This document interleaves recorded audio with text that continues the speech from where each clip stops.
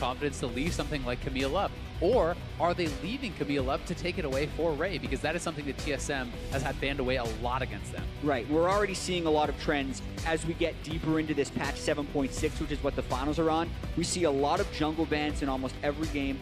We also see a large amount of first picking of junglers, and less for these teams if something like Lulu is up, because it's something that was, when available, picked away by both of these teams every time in the semifinal. Of note, TSM did select red side for this draft, so they're going to maybe give Cloud9 a first pick here. Rengar, Ashe, and Rumble are Cloud9's 3 bans. LeBlanc and Graves for TSM, and now Shen actually taken away, so Camille, the obvious one left open, but a lot of options here. Yeah, I definitely think you are looking at Camille, but Lulu is a great option here too. And we saw yesterday the rise of these AD carry protection comps. Ivern is up on the table. You can run multiple shielders. Orianna, a big one for both these guys too. Yeah, so with the Lulu here, even though other mid laners like Faker have recently played it in the mid lane, it's not something that is traditionally flexible for C9. So this is most likely a Lulu for Smoothie, but things like Ivern are still available if they still want to go with the full type of protection comp. Well, there's Karma picks for TSM, so that's been fairly common, but Sven actually might take an early jungler here. I mean, Ivern's the other one we think of. I think you have to take it, and they do. And this is interesting because Bjergsen actually is someone who did play Karma mid quite a bit when it was popular. Faker has shown this mid lane. It's been played in the LPL as well. And I think that they could even be someone to pick up something like the Twitch or the Kog'Maw and run a protect AD carry comp. Yeah, the chances are still there. I also wonder how many of these trends are going to stick through from semifinals to finals. For instance, TSM was red side every game against FlyQuest. Their first 2 picks were always support and jungler, and then twice they followed that with the mid laner instead of counter picking with it. I think in this matchup, we're probably more likely to see an AD carry pick early before the draft phase, but we're going to have to wait and see what Cloud9 does. I mean, Kennen, blind picking that Kennen top lane, very likely for Array. Yes, it can be played AD carry, but Siki has not shown that. That does show a lot of confidence in perhaps why they brought him out.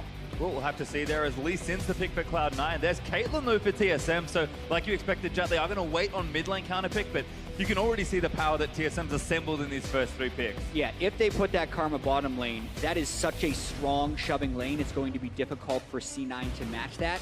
It is good that Contracts has the Lee Sin though, because that is widely feared, as is Svenskeren, but he had picked the Ivern. It was banned every game against Cloud9 by Phoenix 1 in the semifinals, so I can see why Cloud9 would lock that down before the second ban phase. I do really like the Caitlyn pick here too, because you don't even have to run the Karma mid to have a supportive mid laner. You can still pick things like Orianna. You have both a powerful pushing lane in bot lane, and you have that late game power of the Caitlyn carry. Yeah, and I do also think there's an additional layer here where the Kennen is probably going top lane for Ray, we would imagine. So TSM has a chance here to get their pick of the litter counterpick top laner, and then also wait to counterpick the bottom lane. So that's a pretty good position for TSM to be in. And I like what TSM have done here with their next phase bans. Varus banned away as an AD carry pick, but Syndra taken away, likely indicating Orianna out of this phase for TSM. We'll have to see, of course, the C9 have banned away Renekton, but if they are looking to something like Orianna to still be a strong mid laner but be supportive, this is a good setup for that. For C9 on the other side, we could be looking at something like an Echo for Jensen. The split push 1-3-1 type compositions work extremely well with Kennen in the top lane.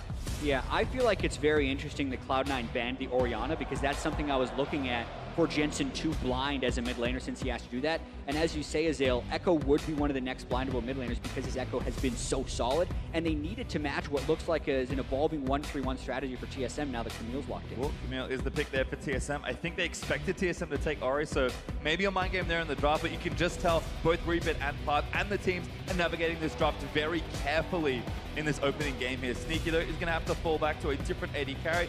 Maybe a little rough in lane, but certainly a strong pick. There's Lucian. Yeah, Lucian, I think he really is going to struggle in lane against the Karma and the Caitlyn. I favor that lane pretty heavily in this 2v2 matchup. That said, you do have a strong early ganking jungler, and you have a powerful dueling AD carry. So if he can get ahead, he's going to be strong in mid-game skirmishes. So much of that Lucian success early will be predicated around whether or not Contracts can affect that lane. Well, last pick here for C9, and it does have to be blind pick mid for Jensen. He will go with Cassiopeia. We'll see what Bjergsen has for the counter pick. Oriban kind of enables this pick as well, but there are a lot of things you can take into this matchup. And it'll be interesting to see what Bjergsen actually wants to showcase. He's able to play almost every meta mid lane champion. Probably not that. Yeah, and he has a large number of options right now. The only mid lane bans are Orianna, Syndra, and LeBlanc. He did play Taliyah in the semifinals, and this would play into the 1-3-1 strategy, and this would more be Bjergsen trying to help with that pushing bottom lane, or the snowballing top lane and Camille. Well, I like what we've assembled here. Last pick Talia there for Bjergsen means that both teams come in pretty well equipped for this draft. You could see a lot of time being used, just making sure the picks happen. Teams very aware of the different strengths and weaknesses of the team, and I think just the total amount of time we spent talking about the draft and that we could see the teams were deliberating on says that these teams are both very well prepared, and they know that especially if this goes the full 5 games and they're probably expecting a long series, draft's going to be important and they're taking their time. I really do like TSM's draft, but something they're going to have to be very careful about is the early game for Haunter. He's playing a melee into range matchup. Yeah. Ray can abuse him there. That said, Camille, once he gets a couple levels, fantastic gank assist, and Ivern coming up there may mean it's a hotbed for junglers. Exactly. Jungle and mid lane are going to need to bail out some of these lanes early. For TSM, it would be the top lane that is getting pushed in. For Cloud9, it's potentially the Lucian and Lulu that are getting pushed in. And then the question is, do you focus on your strengths or shoring up your weaknesses, right? If you're Contracts, do you go and try to snowball that cannon, or do you try to help out an already losing lane? That's the things that these junglers are going to have to keep in mind and decide upon. And that's a matchup we expected to mean a lot, especially as always in the early stages of the game. Ivern, maybe the hottest pick so far of just the top 4 that we've had. We saw a ton of it yesterday. It won every game and it was banned the rest of the series between FlyQuest and P1, and that went the full distance. I think they accept that. They knew they were giving it away. The Contracts in his Lee Sin have to get stuff done early. For a rookie on a stage this big in your first ever finals, that is a big ask. Yeah, and the pressure, as Doublelift mentioned, is so huge in this matchup. You can still remember a lot of the key moments from the summer finals of 2016, and so much has happened in between that. We had Worlds, we had the 40-plus games they played in the spring split, but what they do in this match is what people are going to remember. Well, we're out into the rift for game number 1, TSM versus Cloud9, the 2017 NA LCS Spring Finals. TSM looking to make it 2 straight in Canada. C9 looking for their first finals win in 3 years. That's how long it's been for an organization that has looked so hungry this season. They really have, and they started off so strong, undefeated through the early weeks of the season. People had them pegged as the clear #1, but slowly but surely, TSM was able to crawl back and end up here as the favorites in the final. Just feels like it always happens. We'll see what happens though, as in the level 1, as teams are going to move out. Nothing crazy starting off. You can see a ward for TSM on the C9 Raptors, but just getting that early information. Exactly, and the early scouting is so pivotal against the Ivern because of the counter-jungling potential, but also because Lee Sin can get out so many potent ganks, and Ivern generally executes counter ganks best. What we've seen from most recent Iverns in North America, if they can get away with it, has actually been the 3-minute 20-second full clear, which starts on the blue side of the jungle. That's not where Svenskeren is currently set up. If he's set up in this position, he would actually try to move towards a blue buff steal, but he would be warded out because of what C9 was able to do early.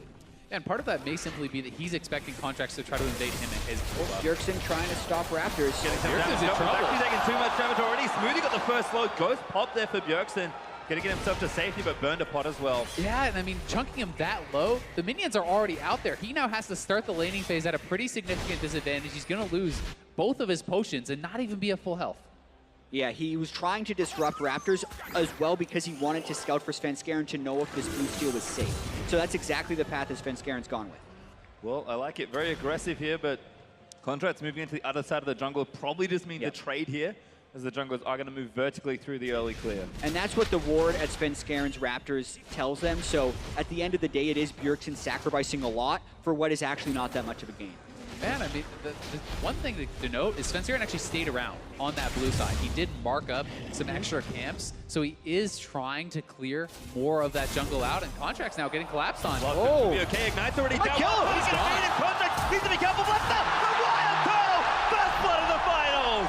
What a huge roam there by the TSM bot lane. The early pushing power of the Karma and the Caitlyn allow them that freedom to make the level 2 roam. And then the predictive counter invade is what is punished there, putting Contracts in a hole early.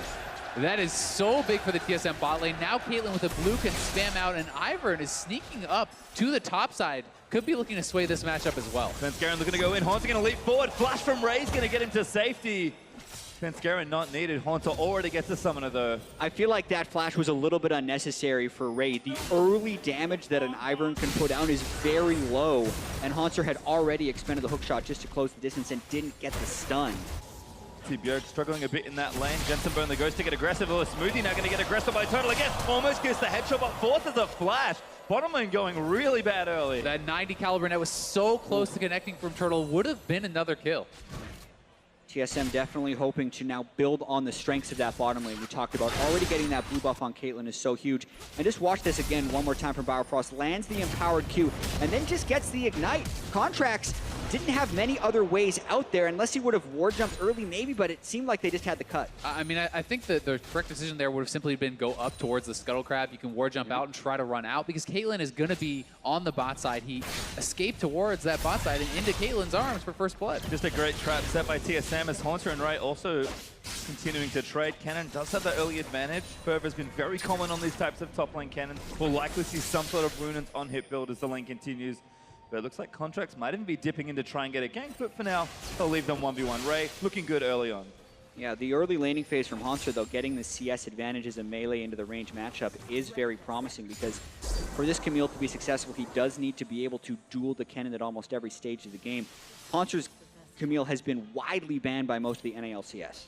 And Svenskeren back up here, no flash on Ray, double flash available. Ray could be going down. Good Nice dodge dude. there, actually runs around and the Q's going to miss from Sven. Shield not enough for the slow Svenskeren. Going to put some brush down and be annoying, but that's all he can do. Luckily for them, Contract is all the way on the right-hand side of the map, but Ray dodges yet another gang.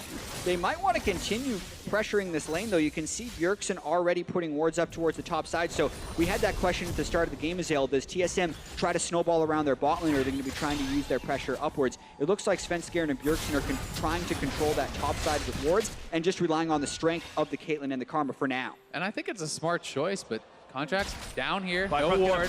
Good ward there, but Contract is going to force the heal out of Turtle. Just jumps in and gets away. Flash is still up for Biofrost, though. Turtle playing far enough back, he's going to be safe. Now, another thing we're going to have to remember about having Ivern on this TSM team is if Bjergsen and Svenskeren put focus up there, they can also donate red buffs over to Haunter to help him out in this dueling matchup, and that is an advantage that red side top laners get with Ivern.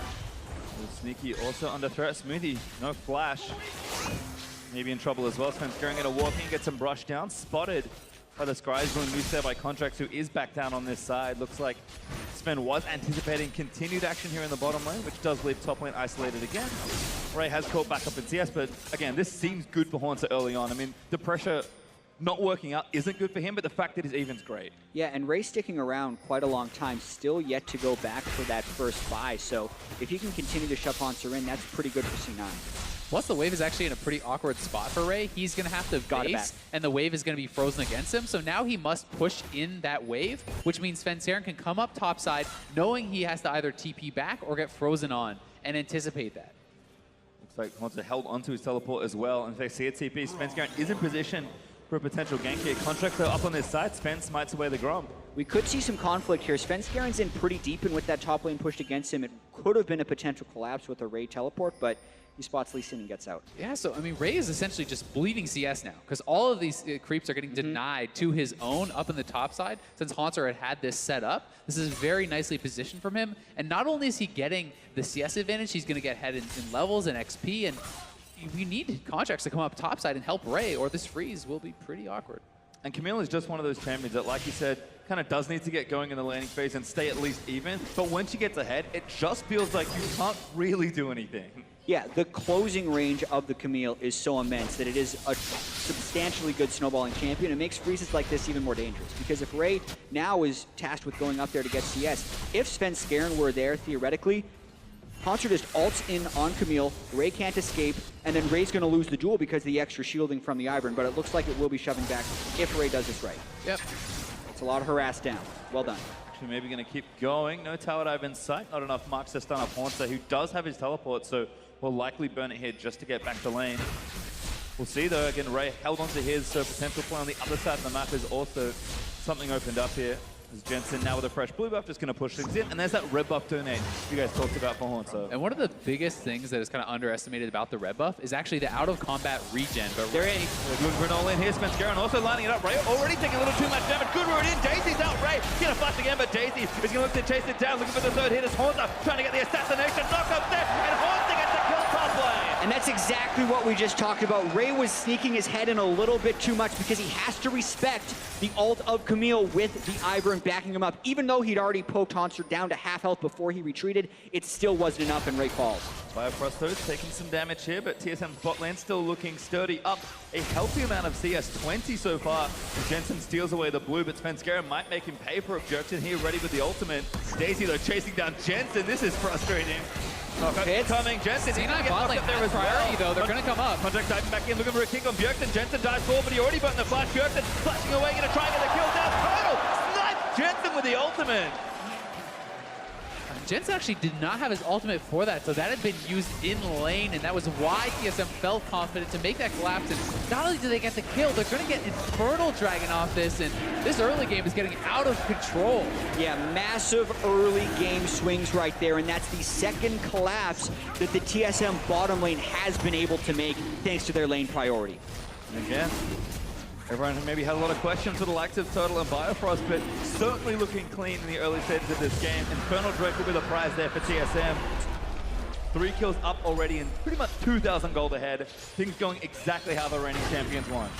Yeah, watching the setup for this one more time, you can see Jensen ultimate on cooldown, and he can actually kite out the Daisy, and then when the Taliyah wall comes down, Sneaky and Smoothie get cut off. So that's when they're pushed back in lane. Another great usage of the Weaver's Wall by Bjergsen to help them get a numbers advantage for that kill in the river. Yeah, they made the call to just give up the play. Ray canceled his teleport, the bot lane couldn't get in, and they just do not seem to be getting edges where they're supposed to. We'll kind of see how it continues to move through. 10 minutes elapsed in this game. Kind of checking on the other CS leads. It is really just Turtle with that lead. Haunter up a few. Looks like mid lane's pretty even. You can see the gold there.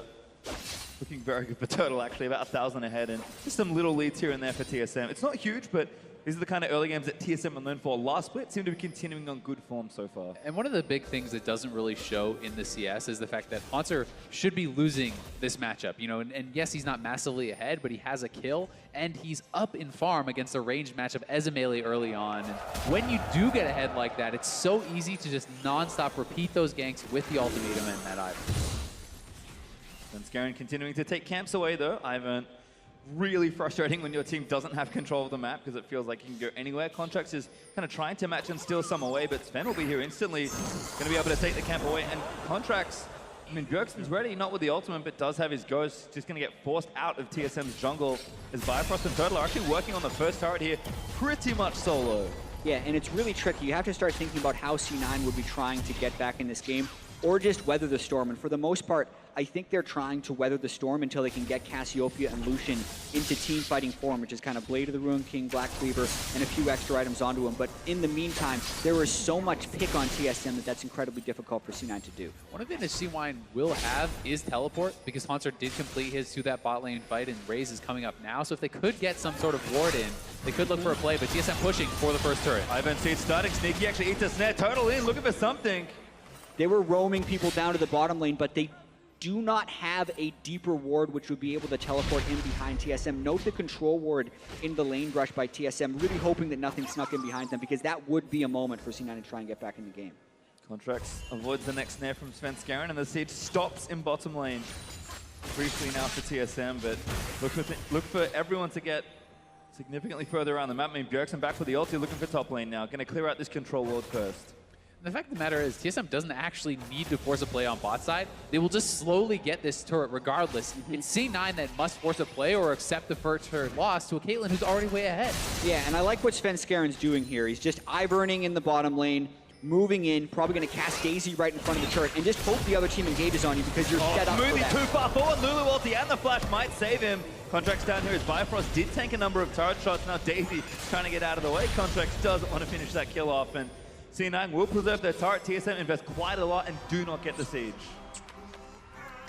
So one of the things to keep in mind is you're not losing that much with the Ivern to come down because you can mark up your camps, you just walk down, then you go back and collect. He'd already cleared his full bot side jungle, so I think Sven is playing this very well. Yeah, because he's also dictating where Contracts has to go. If Contracts doesn't show down in that bottom lane, the turret dies. So now Lee Sin has lost his agency in the matchup since Ivern's just able to roam down to that winning lane. You can kind of see how the problems are kind of starting to compile on each other here. Sven constantly running around, being the first to invade, which is what he always loves to do, but on Ivan just feels that much more frustrating. Looks like another blue steal is going to come out here. This might set one away, and Contract's far too late for that one. Blast cone's over and gets the bad news. The imposter blue buff is sent in by Svenskeren afterwards as he gives Daisy over Contract. Jensen really wants that candy. Not going to get it though. Contract's just going to have to settle for his Grump instead. And the red buff's back up, which means you're going to see another red buff donated very likely over to Haunter up on that top side where he can start to extend his advantage. And as he hits Trinity Force, that is really where Camille turns on. Well, Bifrost actually looking mid, but he did get spotted already. Actually getting chased, is forced to flash. The bottom lane of C9 were hot on his tail. Yeah, really nice follow from the C9 bot lane to not only stop that collapse, but force a summoner. Yeah, TSM is continuing to try and get deep wards into C9's jungle, so if C9 can ever catch them in that warding pattern, it's another way they could hopefully get on the board with some kills. So, nice try, but Bifrost very quick on the flash. And the reason Bifrost was looking is because Turtle was actually busy shopping. He's already got 2 kills, he's up 30 CS, and Sneaky has just finished play of the Ruin King.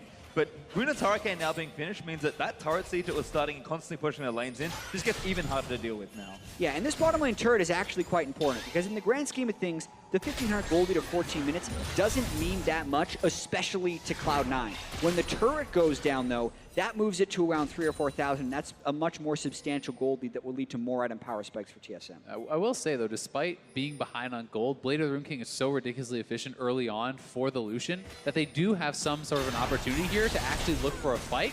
And if they can get a kill, they still can get that first turret. And again, it just feels like TSM just want to shove the lane, don't want to interact too much in these stages. Sneaky though does want to fight Ivan's here, but so is Contract's Contract. here too. Snare gonna miss, Contract's waiting.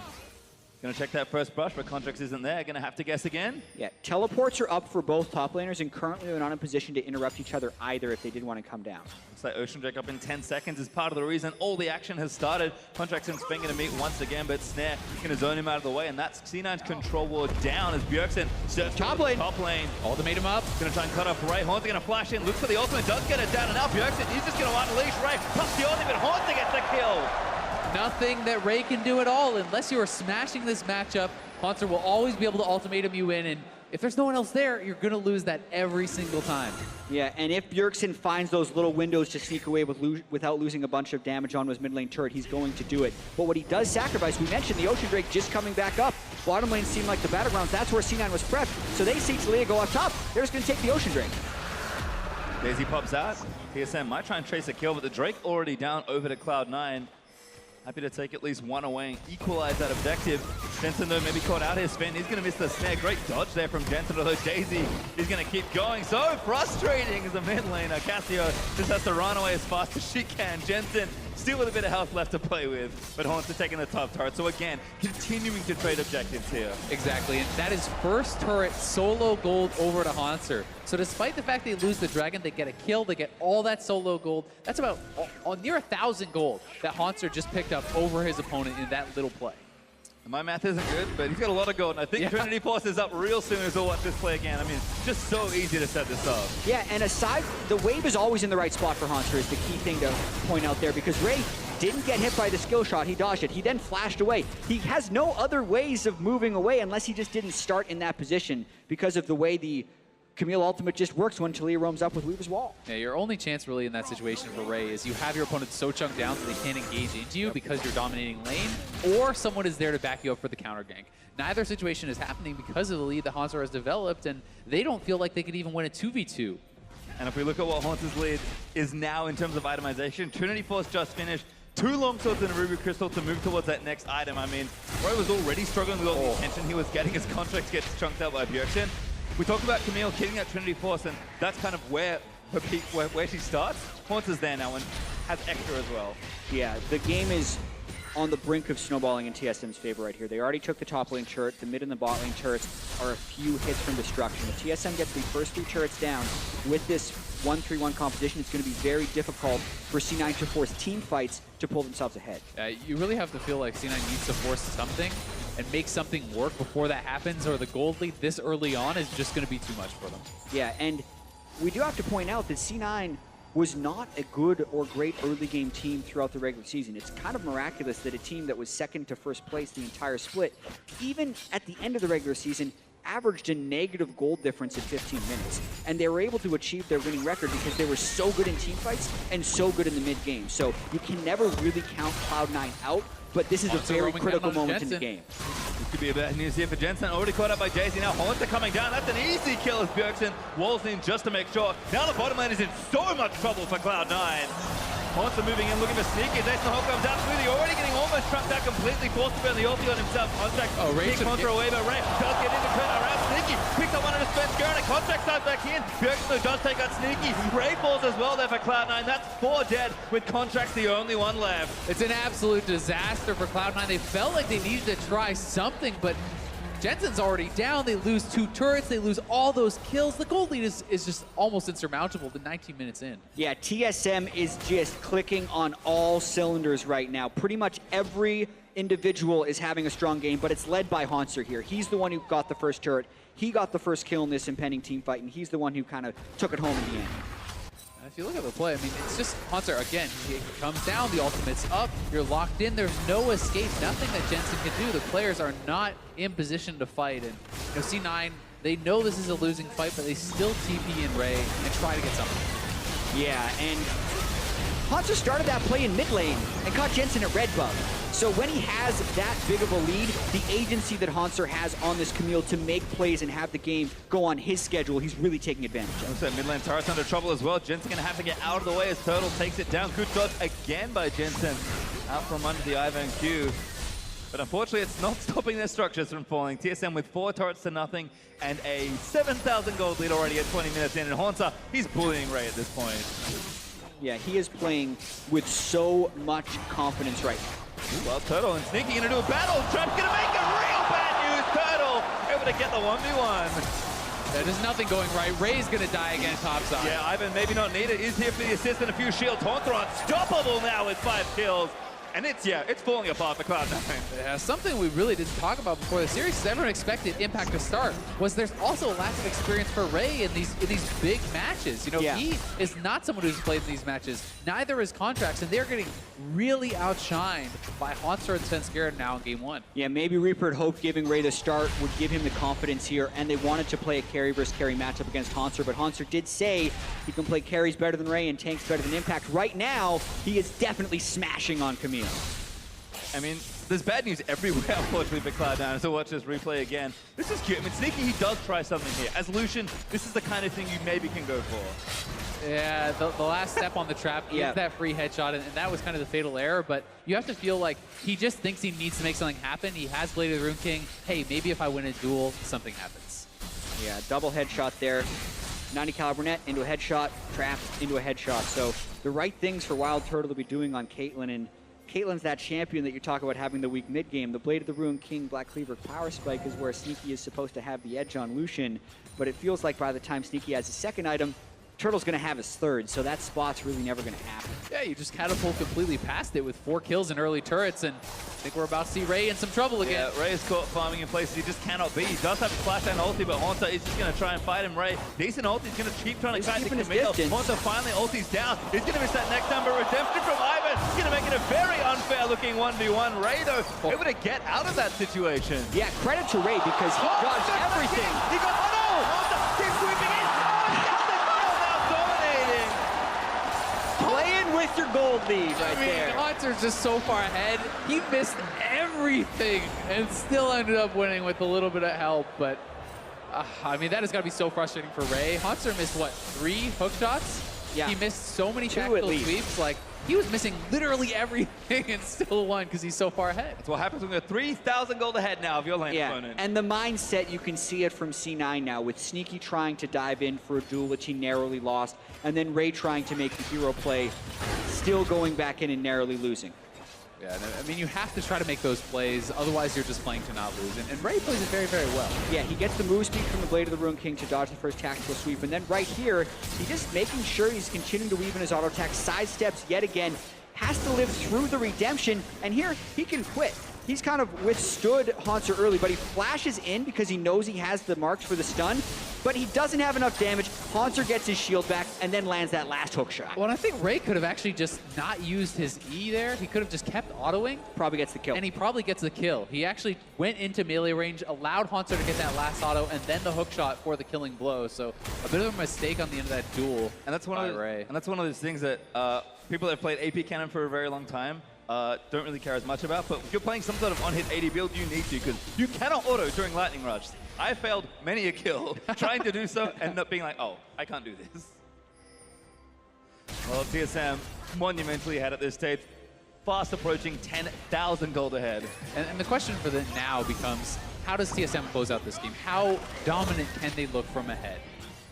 Yeah, and this is the type of game one that TSM wants to have. You look back to the 2016 Summer Finals in Toronto, Cloud9 are the ones who came out in top in game one, and then TSM won the next three. Normally, TSM are these slow starters in these series. Well, I like this. It's cute from TSM, just taking a pretty sneaky Baron with the C9 Scuttle Crab. Not able to reveal enough. They've got good control wards as well, making sure this is unseen. And just snuck into the back with Ivan and Caitlyn. Pretty difficult Baron to take. It's just the two men, but now they have the Weaver's Wall at a critical moment. Another great usage. Really nice startup there from Bjergsen. Again, really good at these tactical ultimate use. We've seen it on his rise, and that was a big champion. Now on Talia, and TSM taking Baron. They do ascend to 10,000 gold ahead, and this should be a formality for TSM at this point. Haunter just saw Kennen in the bot lane. He's going for it. Oh, all right, he wants to redeem himself. Does get that stun. Now ulties him down. Ray still cutting our way. That is too much damage. Ray can't get out of the ultimatum, and Haunter gets that solo kill. That is just brutal. Ray doesn't even stand a chance against Haunter. 7-0-1. Talk about a statement game to open things up. Absolutely. First team all NA LCS top laner Haunter. People were talking about at the start of the split how he may not be able to survive in a world of Korean top laners. Ray and Impact are both Korean top laners right here, and he's really trying to make him see Haunter's more than surviving, I'd say. Thriving at least in this first game. As TSM just looking to close it out. They do have, again, some good globals to play with. Haunter does have his teleport. Bjergsen, when his ultimate comes back up, can be in a side lane if he needs to as well. TSM should have everything they need to just push down these inhibitors. They certainly do, and the straight-up sieging ability of Caitlyn is so powerful that it's really tough to think of a way that C9 can really even get in. So TSM just going to walk it down, straight up start taking down this turret. And Ivan is making this annoying as well with a whole bunch of brush in front, but ulti out from Sneaky. Conjure's going to try and make a heroic play, kicks Turtle back in, but he flashes back and just shoots him for another kill. Redemption down to protect him, and Turtle just has too much of a fortress to play in. That turret's dead. And Camille's not even here right now. Haunter's pushing up the mid lane, so TSM trying to make this a quick one. Ray also going to get knocked up by Talia, I believe. Daisy out, going to continue to siege here. Haunter breaching through mid, so TSM is going to keep the rest of Cloud9 busy. TSM just looked completely dominant in this game. C9 has just got to been thinking about what are you going to do for game two? Do you bring Impact back in? Does this make you doubt all your preparation that you've gone into this match with? Well, second hit going down. TSM continuing to just rotate around. Haunter already actually on the bottom lane, getting that push in. They've got a minute and a half left of Baron buff. This should be a pretty easy take of these last few turrets. Another Weaver's Wall to cut him off. Already 2 inhibitors down, working on number 3. Third one now exposed. Cloud9 can have one last fight to try and defend it. TSM don't overextend. They're going to at least wait for the wave here. Yeah, and if you're looking at this game, the 5-game series is much more than game 1. We've seen plenty of series in this playoffs have similarly styled game 1s like in FlyQuest versus COD, and then still have FlyQuest come back to win the series. So at this point in the game, you're almost already thinking about how do we prepare for the next game and figuring out a little bit of what went wrong and how you can prevent it from happening again. And a lot of that is about confidence, it's about mentality, and it's about experience. And 2 of the guys on the field right now for C9 do not have a lot of that. I mean, even Smoothie is quite a new player, but Contracts, he's a rookie. Ray has not had this sort of big stage experience, and you have to wonder if players like that can handle the pressure. You're coming out in front of a massive crowd, most important game of the year, and then having a very rough game 1. Well, looks like there's an Infernal Drake up in 35 seconds if either team wants to take a stab at it. Cloud9, pretty unlikely that they'll be able to get out of their base at this point, but TSM actually have 20 seconds of Baron left, so they're going to try and take down the last inhibitor with it. Haunter splitting on the top side, pressuring anyone that comes fight him, and it's just Ray there right now. He already knows he doesn't win a 1v1. Yeah, and he's got a Guardian Angel, so even if you send 2 people, you probably lose that fight with the 7-kill Camille, if at the very least, the other 4 people on TSM would probably take in Nexus turrets. And Turtle playing with Brush here, he's getting headshots everywhere, already has 3 items and a Q assessment. Contract's trying, but Turtle just has too much protection. Jensen flashes in for it, but Sneaky almost going to get tagged in as Haunter leaps in, gets turned into a cupcake though by Lulu. C9 only lose 1, Contract's trying again to make the initiation, but Bjergsen leaps forward, gets 2 back on the scoop. Absolutely massive shot back as Jensen falls to second. Sneaky trying to kite it back as Haunter eats some fountain laser damage, and TSM just running all over Cloud9. Oh, Bjergsen again cuts them into their own fountain with Talia. This game has gone about as perfectly as TSM could have planned it. 1 blemish on the record, actually, or 2. The Drake and that 1 kill. That was all C9 got in that game. TSM, a statement to start off the series. Yeah, that was very nearly a perfect game from TSM. And the question is, how do they look from ahead? Well, the answer is pretty damn good. They closed that out extremely fast, never gave C9 an opening in, and didn't even have to wait around to do it. Exactly. Camille was the most banned champion against TSM in the regular season. Haunter kind of showed you why right there. But what was so critical about this early game was actually Wild Turtle and Biofrost having priority in the bottom lane. 2 of their 3 early kills were because they were shoving in the Lucian and the Lulu early and were able to collapse up. So if you're predicting Cloud9 in this series, a lot of people think it would be because Sneaky and Smoothie can get an advantage in that bottom lane. Because of the draft, because of the play of that game, TSM had that in that lane, and that kind of transitioned throughout the entire map. And you have to look at a lot of it really is the draft, right? If you're going to leave your AD carry pick to last, if you're going to let them pick Caitlyn and then ban you out, put you in these tough matchups, you can't expect Sneaky and Smoothie to be able to win those. So, maybe they need to focus a little bit more on their strengths in that bot lane if they want to compete. No matter what, C9 needs to reset after that one because that was a dominant TSM victory. Well, we'll see what happens though. For more on that TSM win, let's check in with Frick and the rest of the analysts. Thank you very much, gentlemen. Yes, let's talk about this one. TSM, near perfect game in game 1. Normally, it's a team that loses the first one. Do the rest just look even better?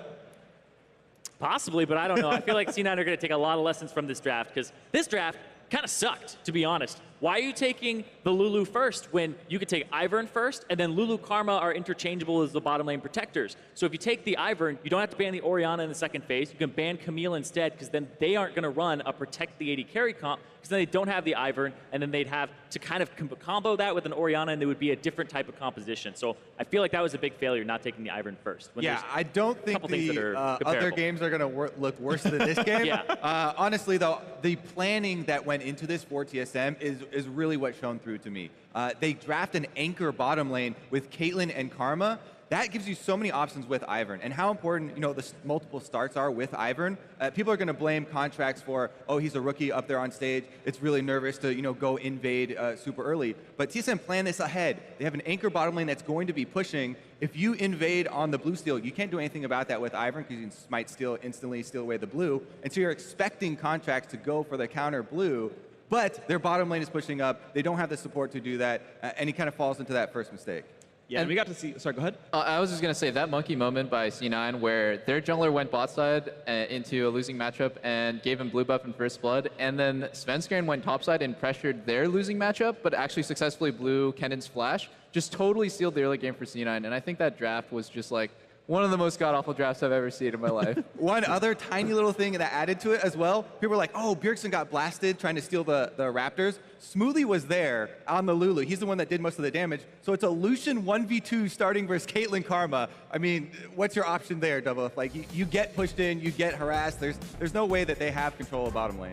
And you can see down the line, everyone doing more damage than their counterpart. TSM winning their lanes. You saw Haunter, of course, have an insanely good KDA right there. And millions of kills on Array, and it was just, as you said, never got off the ground for C9. Yeah, and like you were saying, Kobe, that Smoothie was there in the mid, just jumping back to that for a second. Jensen got to chunk out Bjergsen to about a fourth, maybe even a third HP, but that didn't translate into pressure, because if Jensen shoves up, he's actually there for a blue collapse, right? He's keeping Bjergsen under his tower. It looked like C9 maybe wasn't communicating that this is the play the Contractors could go for next.